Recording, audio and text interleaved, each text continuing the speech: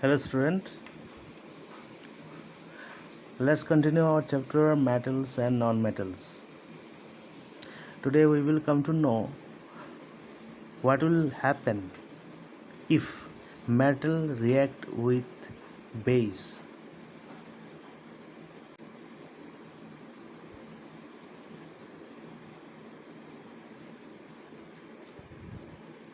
Actually, most metals do not react with base. Only few metals can react with base. For example, aluminium, zinc, lead, etc. They can react with strong base like sodium hydroxide and always form a compound that metal and hydrogen gas. We have performed this activity in our lab also, where we have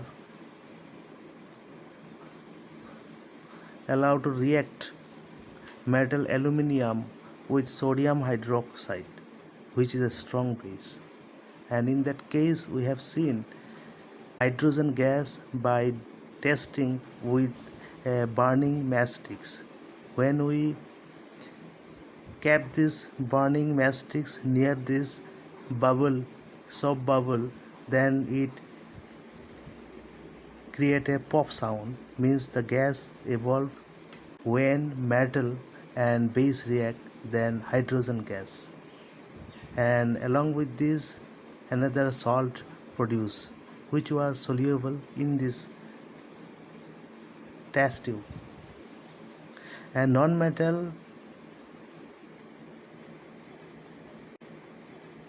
reaction with base is very complex, so about this we will learn in our higher classes. Now let's discuss about very important kind of reaction, that is called displacement reaction.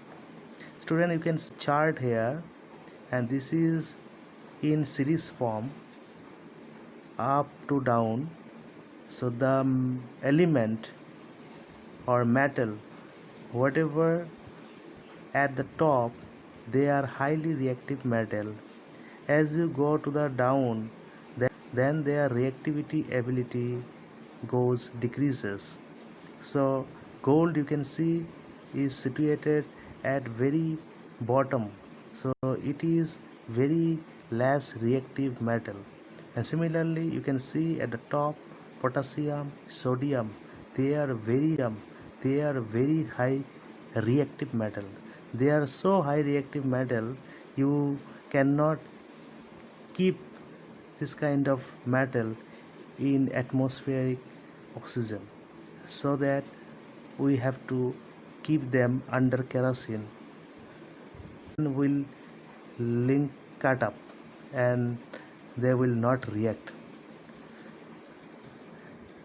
So similarly you can see iron, tin, lead, these are moderate, they are medium kind of react. So this reactivity series, also we can say activity series. So what is reactivity series? The arrangement of metal starting from more reactive metal at the top to the least reactive metal at the bottom is called reactivity series. A metal will only react with salt solution if it is placed higher in the reactive series than the metal in the salt. A less reactive metal position in the activity series cannot displace a more reactive metal present in the salt solution. So we have understand that at the top whatever metals are present, they are highly reactive metal, and at the bottom whatever metals are present, they are less reactive metal. Now let's know about the displacement reaction. In this displacement reaction you can see the more reactive metal displacing the less reactive metal. For example,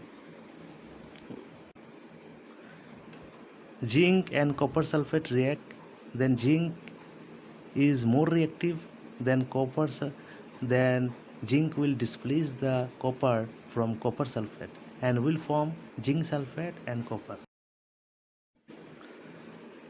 So students, see this equation here, zinc plus copper sulfate to form zinc sulfate and copper. Here you can see zinc in the reactant, you see zinc and in copper sulfate copper.